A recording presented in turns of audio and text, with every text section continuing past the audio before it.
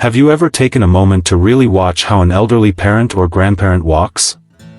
I mean, not just glance at them from across the room, but really watch. You notice they don't lift their feet like they used to, maybe they shuffle a little, or lean forward more than before, maybe there's a quiet limp they've never mentioned. And at first, you brush it off. Ah, they're just getting older. It's normal. No big deal. But what if it is a big deal? What if those tiny changes, those little habits you barely notice, are actually warning signs? What if they're slowly weakening their legs, draining their strength day by day, and setting them up for something far more dangerous? You see, it doesn't always start with a fall. Sometimes, it starts with the wrong pair of slippers. Or skipping daily walks. Or standing with poor posture. Small things, that become big problems. And here's the thing most people don't realize, it's not always the illness or age that takes away independence.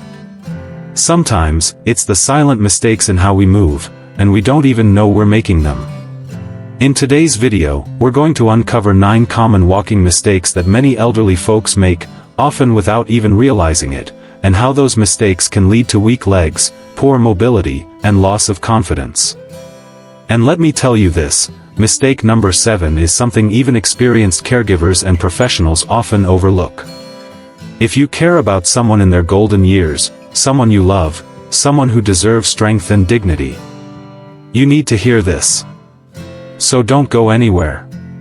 Comment, "I'm here," if you're ready to learn how to protect your elderly loved ones from silent mobility issues, and if this matters to you, go ahead and subscribe to Elder Mature Moments right now.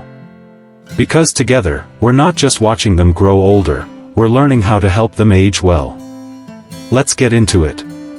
Let's start with the first, and maybe one of the most overlooked, mistakes, shuffling instead of lifting the feet. Picture this. Mr. Johnson is 78. He used to walk every morning, right after his tea. Down the street, through the little park with the bench he always called his thinking spot. He'd wave at the neighbors, say hello to the birds, it was his quiet joy. But lately, things have changed. Now, instead of his usual morning stroll, you see him slowly moving across the living room carpet.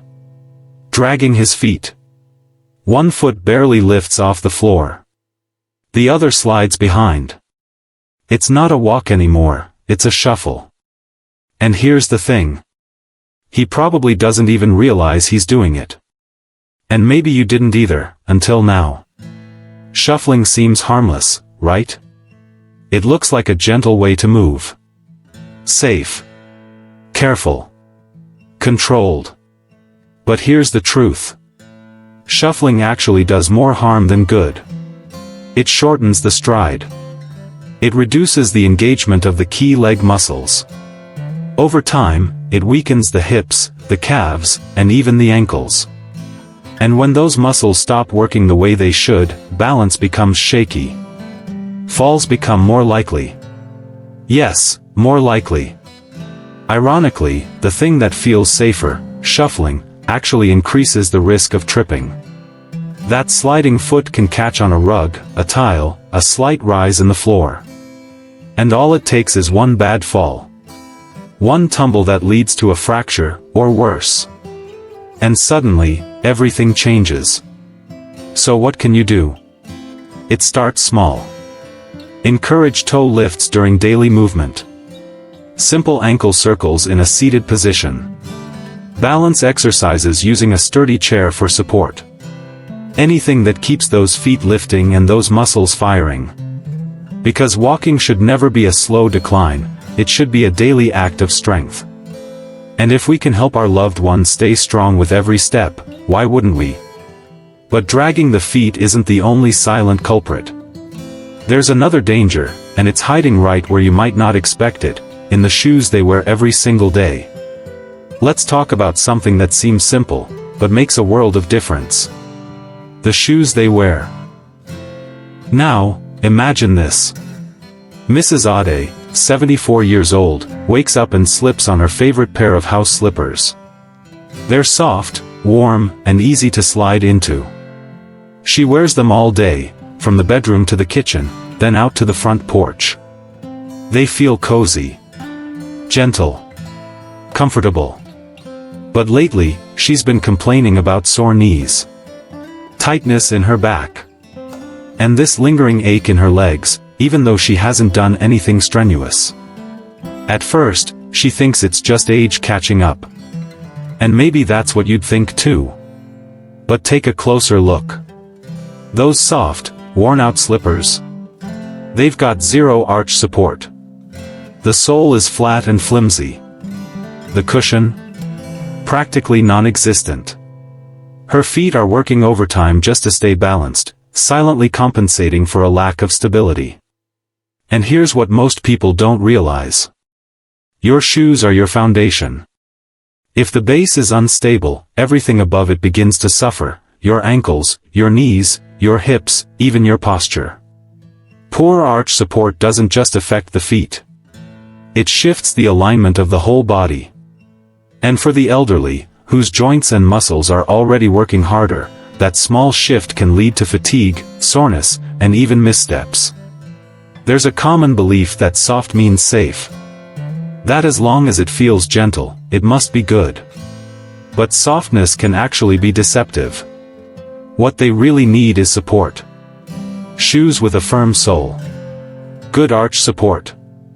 A secure grip on the heel. Nothing too tight, but definitely nothing loose or floppy. And yes, it might take a bit of adjustment. They might miss the cozy feel of their old slippers. But when the pain fades, when walking feels easier, when the legs stop aching after a simple trip to the mailbox, they'll understand. And so will you. Because the right footwear isn't just about comfort. It's about protecting their strength, one step at a time. And speaking of steps, let's look at where those steps are really coming from.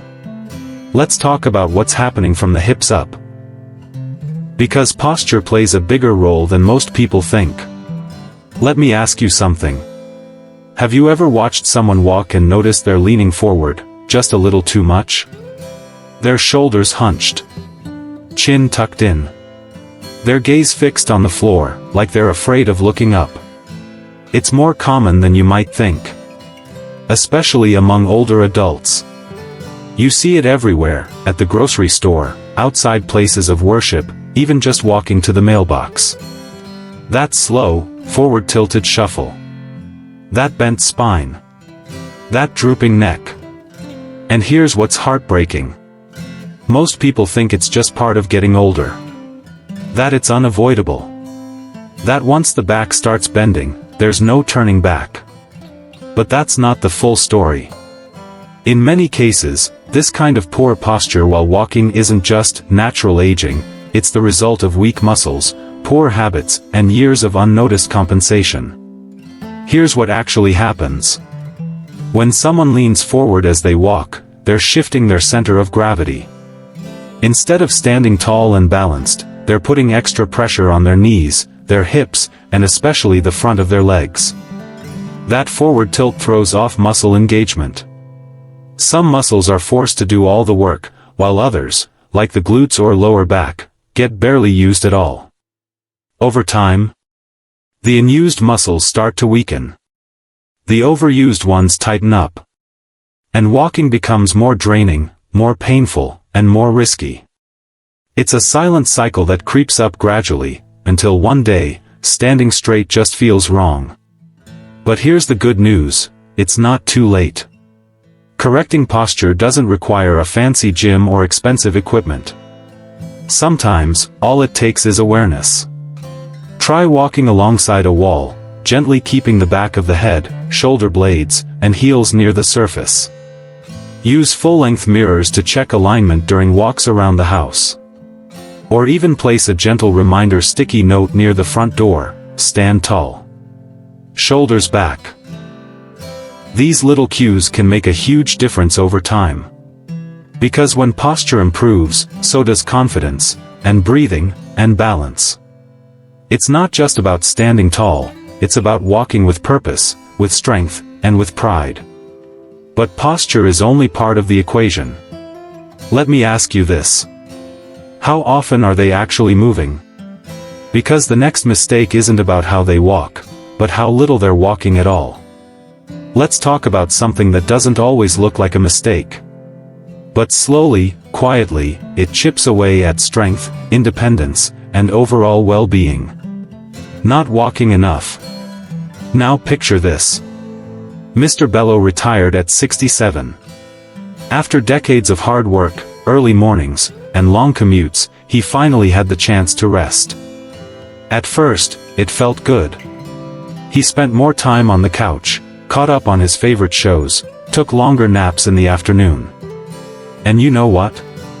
That's okay, rest is important. But weeks turned into months. The daily walks he used to enjoy? Gone. His garden? Untouched. Even getting the mail became a chore he passed on to someone else. 6 months later, something happened. He tried climbing a short flight of stairs at his granddaughter's school, and he couldn't. His legs trembled. He had to stop halfway to catch his breath. A man who once moved with ease was now struggling with the most basic task. And the saddest part? It didn't happen overnight. It happened little by little, through inactivity. Here's what many people forget: muscles don't wait. If you're not using them, you're losing them, especially in the legs. And it happens faster than you might think. A few days of rest turns into a habit. The habit becomes a lifestyle. And before long, strength starts fading. There's this idea we hear a lot: rest is best. But rest becomes a problem when it becomes inactivity. Sitting too much, lying down too often, moving too little. It all adds up. And for older adults, it doesn't just lead to weakness. It opens the door to poor circulation, stiff joints, and even an increased risk of falls. So what's the solution? It's simple, but powerful: small, daily movement. Encourage short walks around the house. 5 minutes here, 10 minutes there. Use the hallway. Walk during commercial breaks. Even walking in place while waiting for tea to brew, it counts. It's not about distance or speed. It's about consistency. Because the body responds to what it does most. And when walking becomes a daily habit, even in small amounts, the legs remember how to stay strong. But now, let's look at the other side of the coin. Because some elderly folks are moving. But they're doing it at a pace that can be just as risky. Let's talk about walking speed, and why going too fast or too slow can quietly cause harm.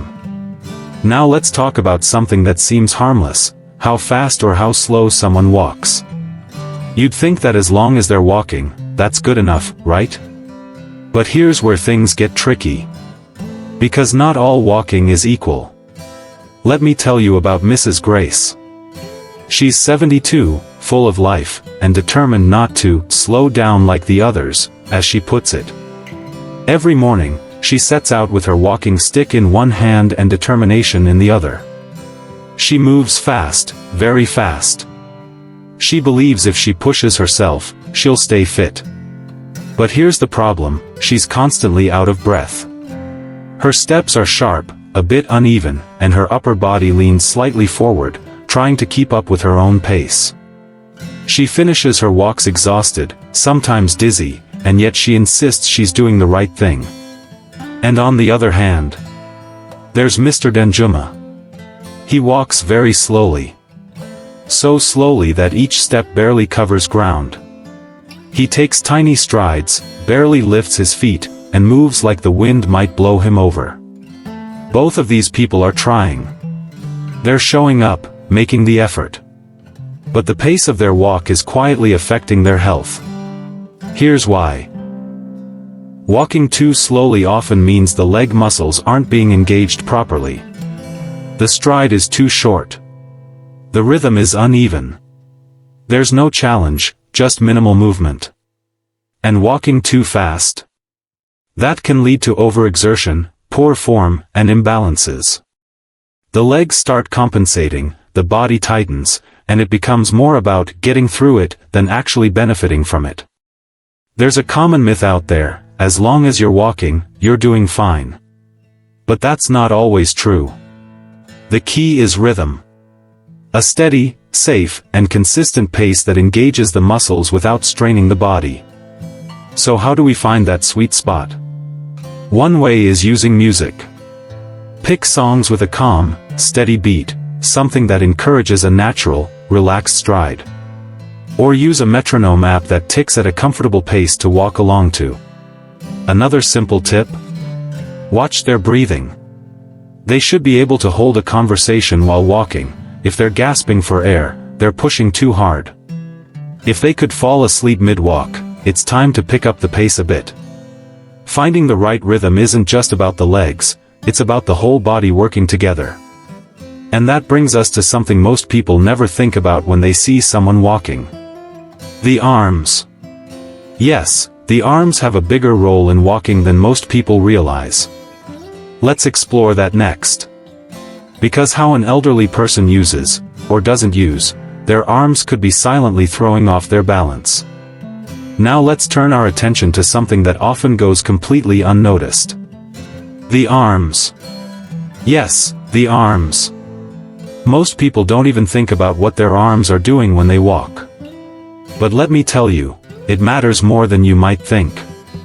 Take Grandpa James, for example. He's 80 years old, proud, strong-willed, and still insists on doing things himself. He walks to the corner store every morning. But if you watch closely, you'll notice something strange. His arms? They barely move. Locked stiffly by his sides. No swing, no rhythm. Just two still limbs while his legs do all the work. At first, it doesn't look like a big deal. You might even think, hey, he's walking, that's great. But here's what's actually happening underneath the surface. When we walk, our arms are meant to swing naturally, opposite the legs. It's not just a habit, it's built-in body mechanics. That arm swing? It helps stabilize the body, maintain balance, and support a smooth, coordinated rhythm.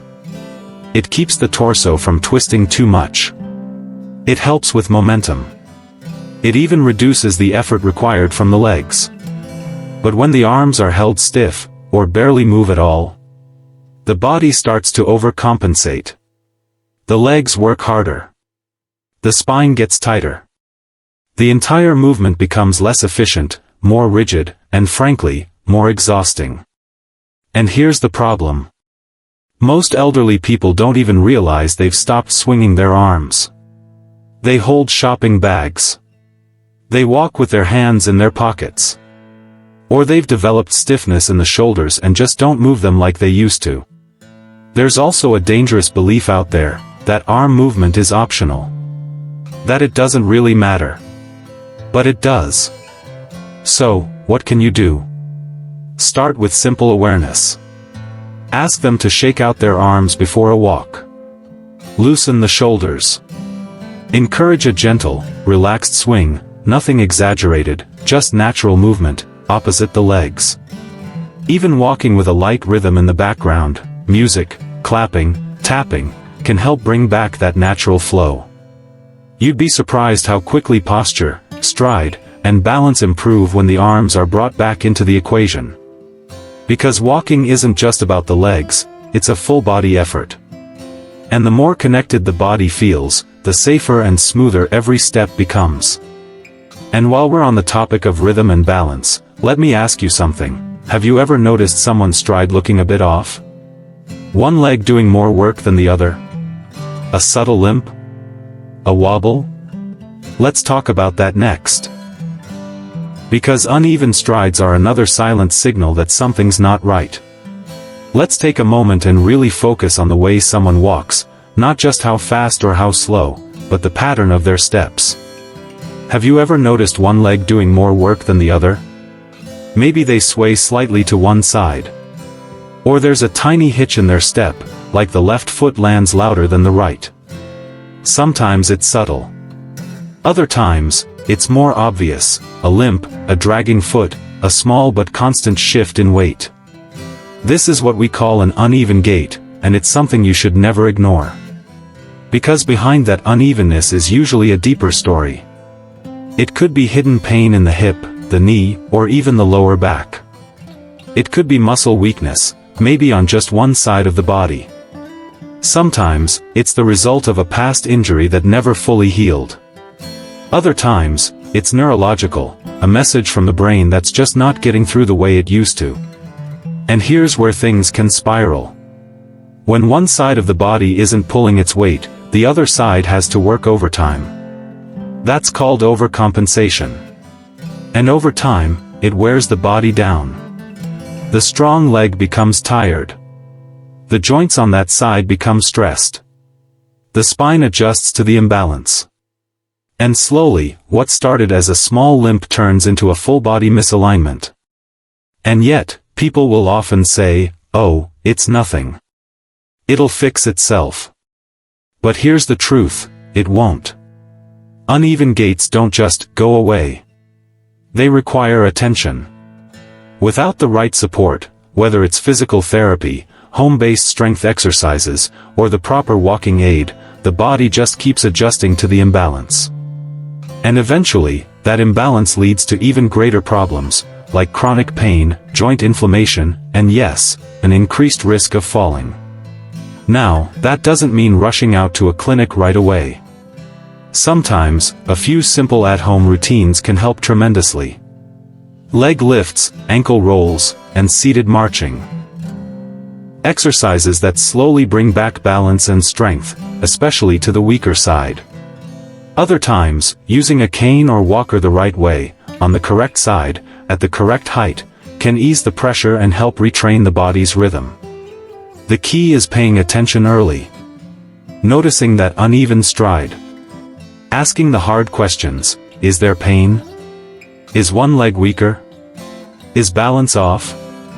Because once you catch it, you can change the direction. But if it's left unnoticed, it grows, quietly, until one day, a fall happens, or pain becomes constant. Now, let me tell you, there's one more walking mistake that often hides in plain sight. One that people think they're doing right, but often, they're doing it wrong. And by the time they realize it, damage may have already started. Let's talk about walking aids, and how using them incorrectly could be causing more harm than help. Now let's talk about something that many families feel good about, walking aids. A cane, a walker, sometimes even a crutch. And why wouldn't they feel good about it? It feels like a safety net. A solution. Something that will keep their loved one steady, mobile, independent. But here's a quiet truth that catches so many off guard: using a walking aid the wrong way can cause more harm than not using one at all. Let me explain. Picture this. You're watching Uncle Tund walk into the room. He's got his cane in his right hand, but his right leg is the one giving him trouble. He leans heavily on the cane, limping on that same side. To the untrained eye, it looks fine. He's supported, right? But here's the problem, that cane is supposed to be in the opposite hand. Yes, opposite. If his right leg is weak, the cane belongs in the left hand. Why? Because that's how the body balances weight naturally. It helps distribute force evenly and lets the strong side support the weak side, not overload it. What happens when it's used incorrectly? You get muscle strain, awkward posture, and unnecessary pressure on the joints. The good leg starts overcompensating. The spine twists slightly with every step. And soon, new pains start popping up, in places you never expected. Here's the misconception a lot of people have: they've got a cane or walker. They're safe now. But that's only true if the aid is used correctly. And you'd be shocked at how many older adults, especially those who started using these aids on their own, are holding them at the wrong height, placing them too far ahead, or even leaning on them in ways that throw their whole body off. So what can we do? Start with proper education. Don't just buy a walking aid and hand it over. Take time to watch a video tutorial. Speak to a physiotherapist or mobility specialist, even just once. Get the height adjusted. Practice technique in a safe space. Sometimes, it's as simple as standing beside them for a few steps and gently correcting their grip, their stride, or the hand they're using. And remember, walking aids are tools, not solutions. They help support the body's movement, they don't replace it. Used the right way, they're empowering. Used the wrong way, they're quietly damaging. It's all in the details. And now, we've reached the final walking mistake. This one is probably the most common of them all. It hides behind words like, "I'm fine," and "it's nothing." It gets brushed off. Ignored. Denied. Until one day, it becomes too big to ignore. Let's talk about the final mistake. Ignoring pain while walking. And now, we've come to perhaps the most common, and most dangerous, mistake of all, ignoring pain while walking. Let me tell you a story. Uncle Ken is 76. Sharp mind, kind eyes, still insists on doing everything himself. He's the type who doesn't like to complain. He believes in pushing through, being tough, staying strong for the family. But if you really watch him, really pay attention, you'll notice something. Every few steps, there's a wince. Not dramatic. Not loud. Just a subtle flinch. A hand briefly presses against his hip. A slight pause before he continues. You ask him, "Are you okay?" And he gives you that same line so many elders do, "I'm fine." Just a little stiffness. It's part of getting older. It'll go away. But here's the truth we all need to hear: pain is not something to ignore. It's not just age. It's not nothing. It's a message. A message that something inside the body needs attention. Because when pain is ignored, the body starts to adapt, and not in a good way. The person starts putting more weight on the opposite leg. They change their stride to avoid discomfort. They move less, or differently, or with hesitation. And all of that, those quiet adjustments, lead to compensation. And that compensation leads to imbalance, weakened muscles, and over time, even injury. It can start with a sore ankle. Then the knee on the other side begins to ache. Then the back gets tight. And before you know it, the entire body is involved in a chain reaction that started with ignored pain. There's also this heartbreaking belief that pain is just part of growing old. But aging doesn't mean living in discomfort.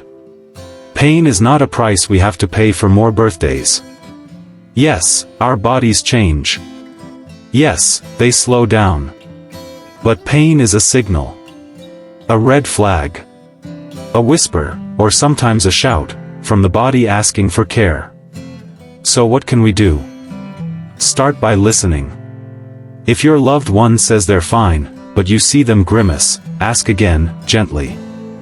Offer to take them to a checkup. Encourage movement that doesn't hurt, gentle stretching, water-based therapy, or light walking. Use warm compresses or over-the-counter creams when appropriate. But most of all, don't let them suffer in silence. Because unspoken pain builds walls. It steals confidence. It shrinks their world from streets, to rooms, to chairs. And that's not how anyone deserves to live.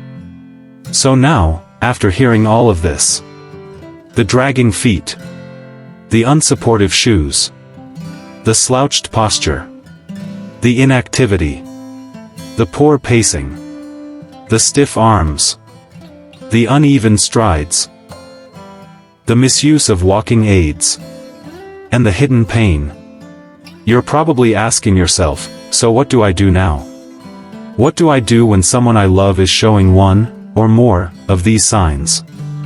Let's talk about that next, because this is where it gets real. Let's take a deep breath together, because this part, it's not easy to talk about. Watching someone you love slowly lose their ability to walk with confidence, it's painful. It's like watching their world shrink, inch by inch. A few missed steps here. A shorter walk there. That quiet pause before getting out of the chair. The way they hold onto the wall when no one's supposed to notice. And maybe you've been there. Maybe you've stood in the hallway, watching from a distance. Maybe you've walked a few paces behind, just in case they lose balance. Maybe you've asked, gently, "Are you okay?" and heard that same reply, "I'm fine." But deep down, you know something's not right. And that helpless feeling, that ache in your chest, it's real. Because this isn't just about walking. It's about freedom. It's about independence. It's about dignity. But here's what I want you to hold on to right now: you are not powerless. These 9 walking mistakes we've talked about, they're not set in stone. They're not the end of the story.